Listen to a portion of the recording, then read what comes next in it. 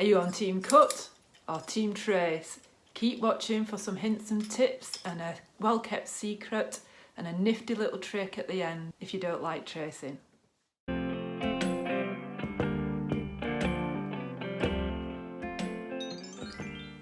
Hi, my name's Sam and this is Frugalisama. This is my channel where I talk about all things sewing and dressmaking. And today is day 24 of 100 days of sewing.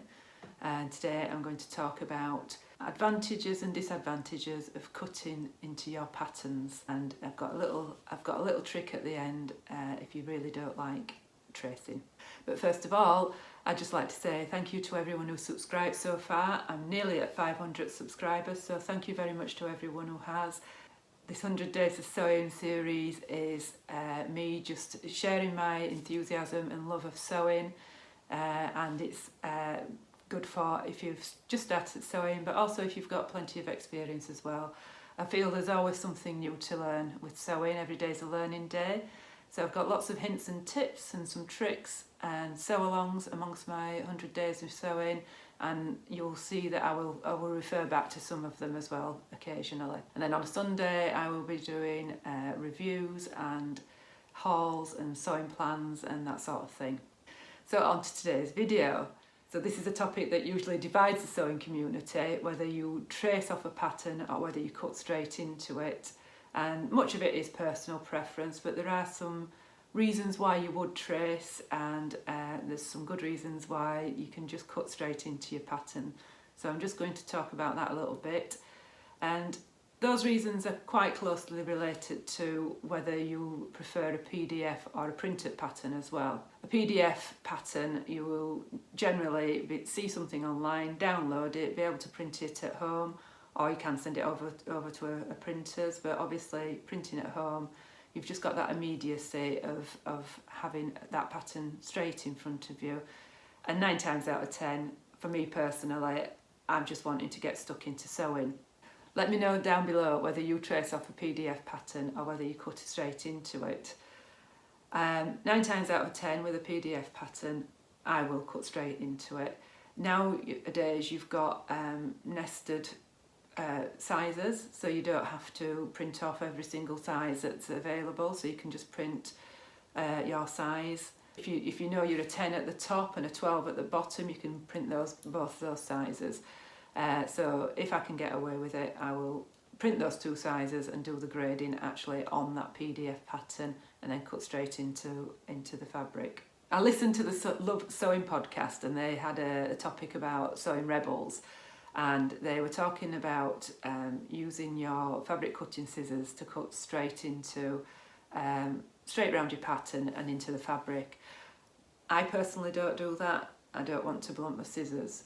But one suggestion that they did make was if you've got a rotary cutter, you could actually cut around your pattern pieces. So you've got individual pattern pieces. Put your fabric onto your cutting mat, put your pattern on top, and then just cut round with a rotary cutter. That suggestion actually is something that I'll probably try, because you can change the blades in your rotary cutter, so it probably wouldn't be as big a job to change your blade in a rotary cutter as it would on your scissors.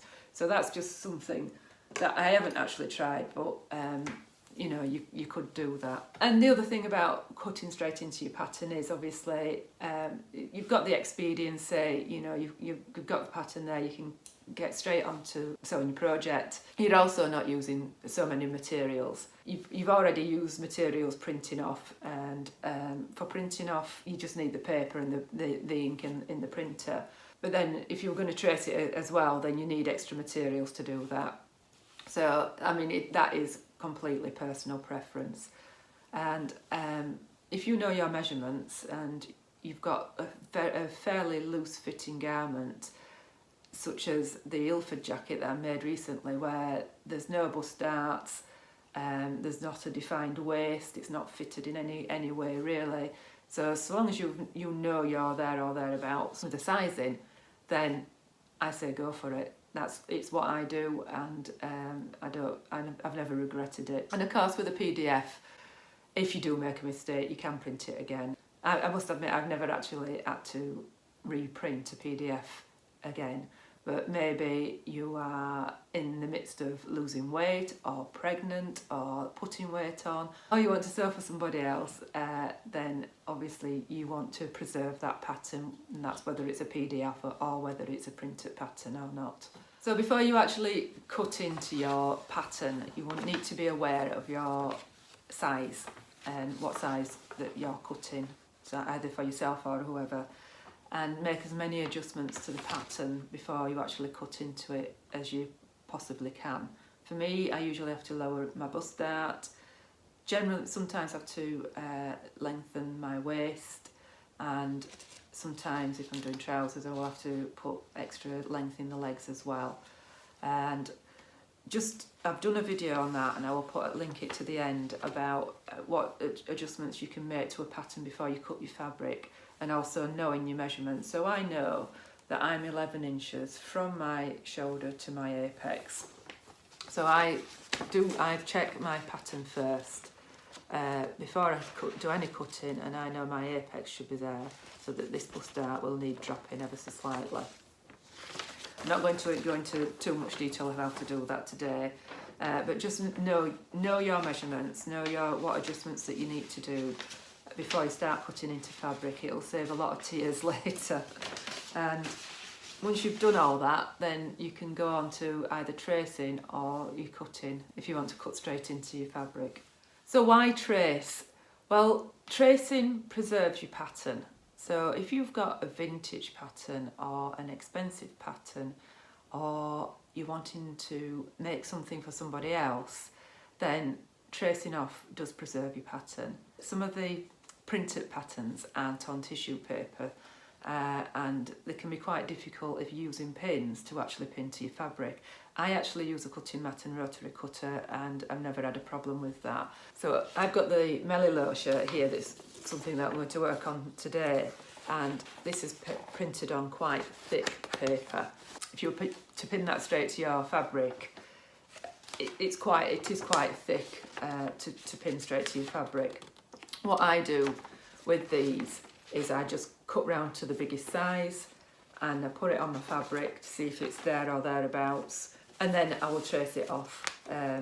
Sometimes I will, sometimes I won't. It depends on how complex the pattern is. For the beach pyjamas that I made early this summer, I had to lower the busted dart, and it was a bust dart that came from the waist, and I had to grade out from the bust to the waist as well. That I did trace because it was too complicated to do on the pattern. The pattern was expensive, it was £18, and I've never used that pattern company before, so I wasn't sure of the sizing. So that I did trace, and that was a big pattern piece, 2 big pattern pieces as well. But so in those circumstances, I do trace.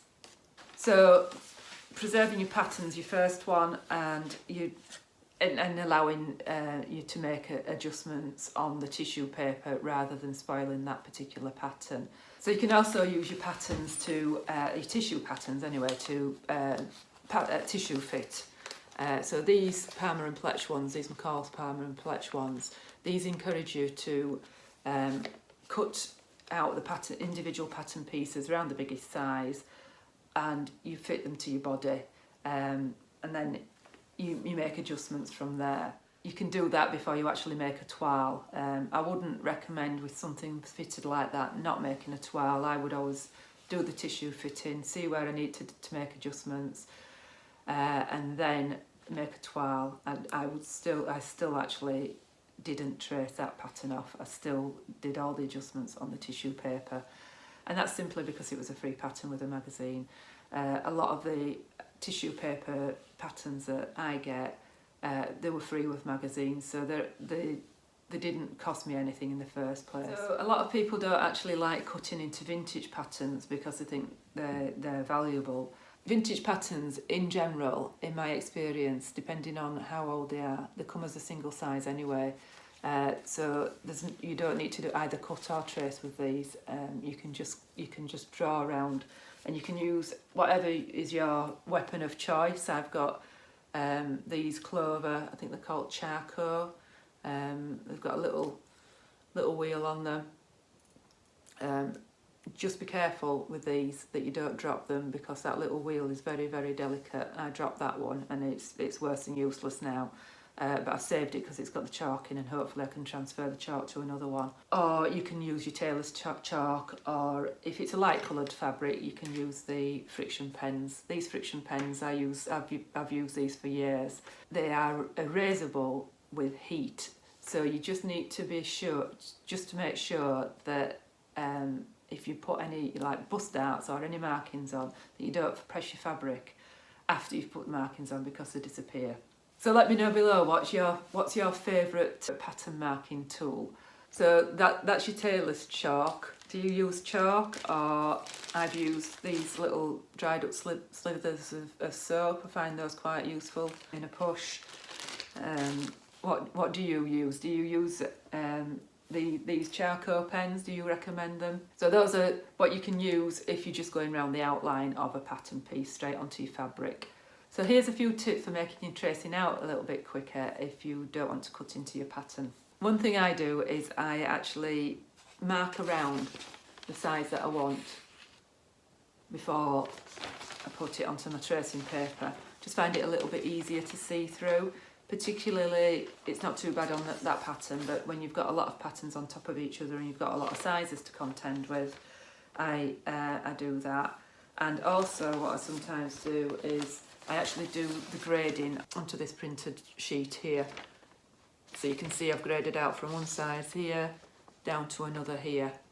And then when I trace, I trace straight onto the tracing paper.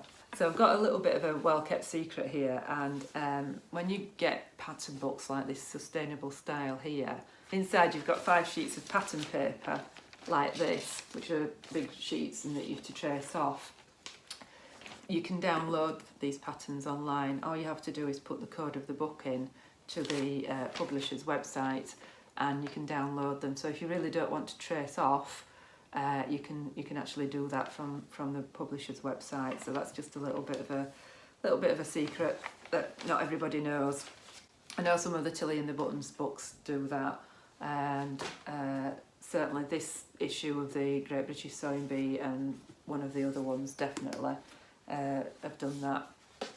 So you can just trace the actual pattern that you want rather than having to fight amongst all the patterns that are on that sheet. Although they're colour coded, you might have a top and the sleeve might be red and the bodice might be blue, and it can be quite confusing when you're actually looking at the pattern piece.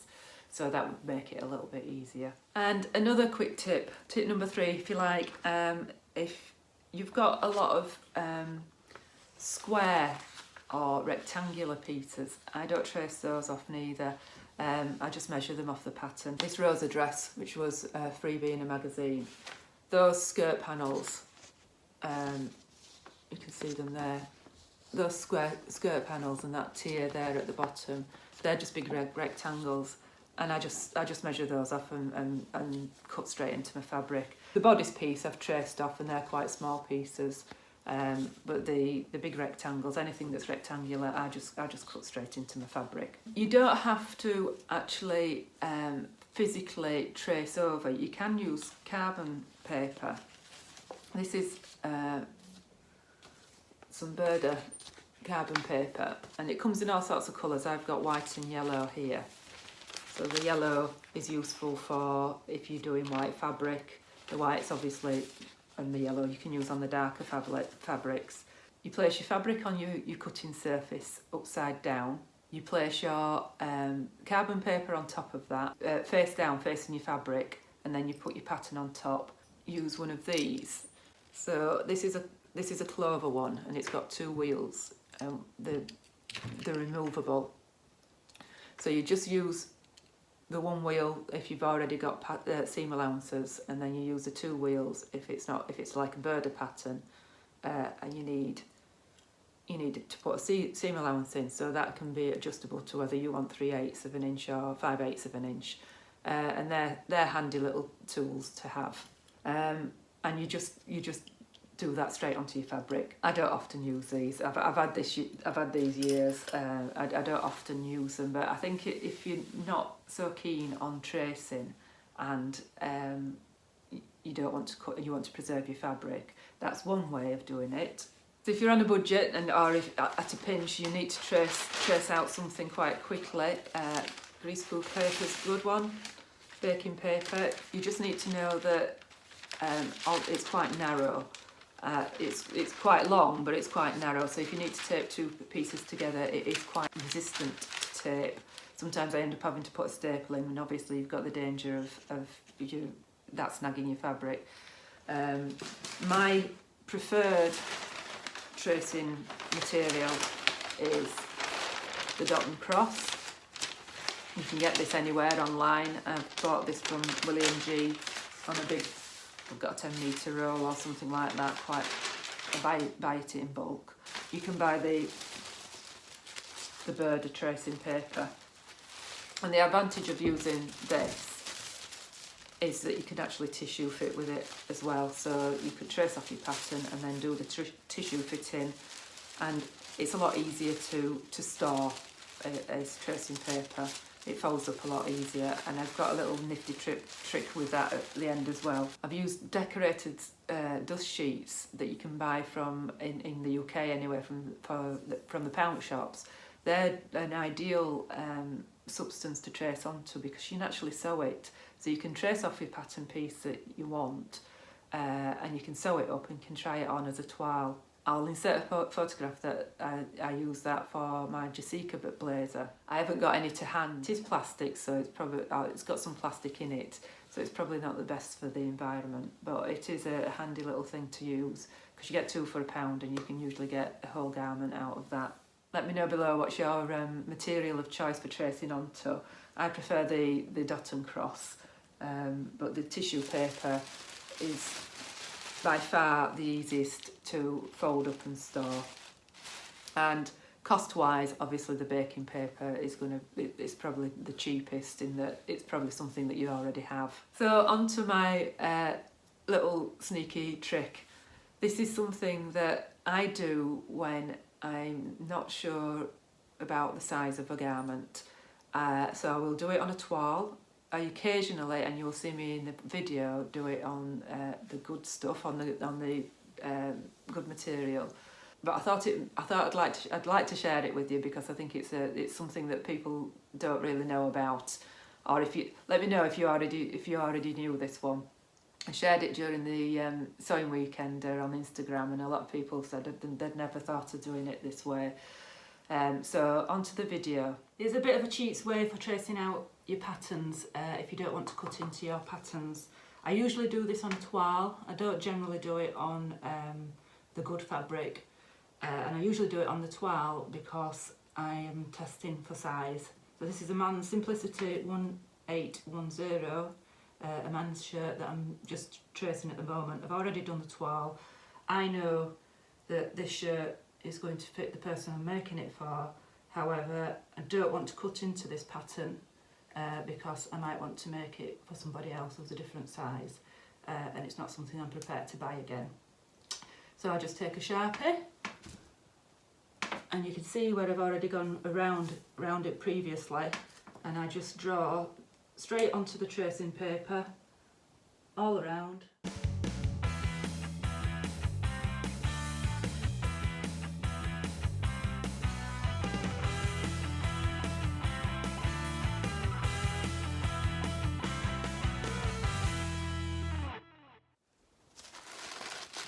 And you could just see a very faint line on the fabric.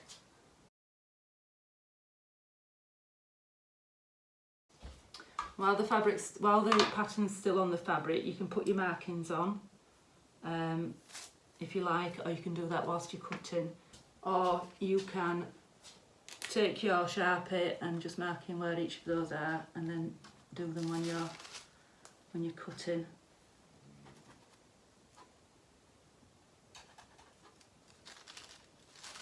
You just need to make sure that you're not going in too far.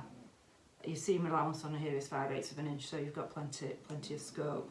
If you're really concerned don't do it on silk or something that where ink is going to hit it, it's going to sink into the threads, and I think is it called osmosis? So it's going to spread. Don't use it for that. And if you're really concerned, you can actually go a little bit beyond the black line, and then when you're cutting, cut within the markings. But it's just a quick way of not spoiling your pattern. So I'm just going to bring this in now so that you can see the markings. So hopefully you can see there just the faint blue line, and it's just enough for me to be able to see all the way around. So then you would just cut as you would, however you would normally cut, either with scissors or a rotary blade.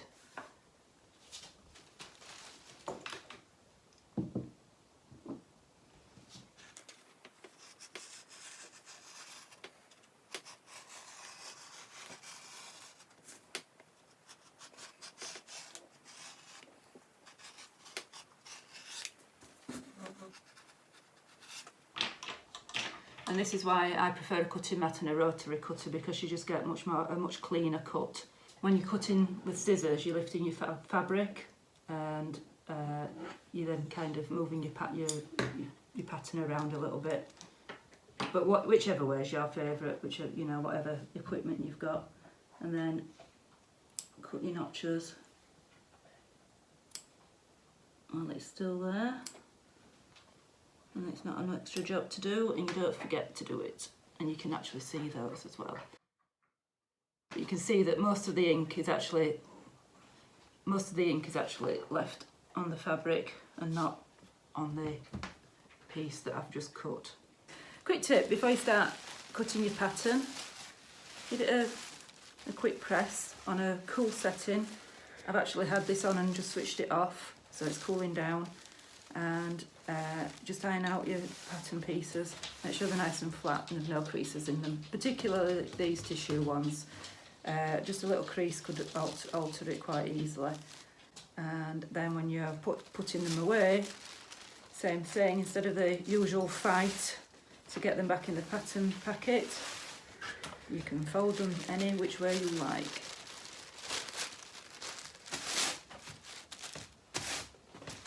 It's nice and straight, you're not trying to follow those pre-folded lines. You can fold them however you like. That's going to go back in my packet nice and easily without the fight. And I also wrap them inside the pattern instructions as well, just to give it a bit of extra added protection.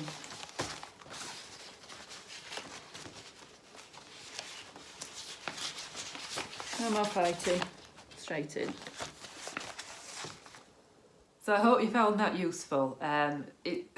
It's again, just to reiterate, I would not do this on fancy fabric. The fabric needs to not, once you touch it, not to spread that ink that you use. You might have noticed halfway through I changed my pen, and that's because the pen that I was using wasn't going through. So you need a fresh pen. I usually use these Sharpies. And they're useful for all sorts of things in the sewing room. So let me know below if you found that useful, and please remember to like and subscribe. I'm nearly up to 500, so that would be wonderful, and thank you so much for everyone who has already subscribed to these videos. I'm really enjoying providing these videos and coming up with new ideas. I've got a few more in the workings. I'm actually going to go down to 3 days a week recording these now, because I'm back at work and it was just getting a little bit too much recording every day, but I do want to keep bringing them out more frequently. So I will be bringing out videos hopefully Mondays, Wednesdays and Fridays, and then still doing my Sundays on the pattern reviews and things like that. Please leave me a comment below if you've got any other hints and tips for tracing. It's not a comprehensive one. I thought you might find that little trick interesting, and let me know below whether you're a cutter or a tracer, or whether I've converted you. Okay, that's it from me today. Thanks for watching. I'll speak to you later. Bye.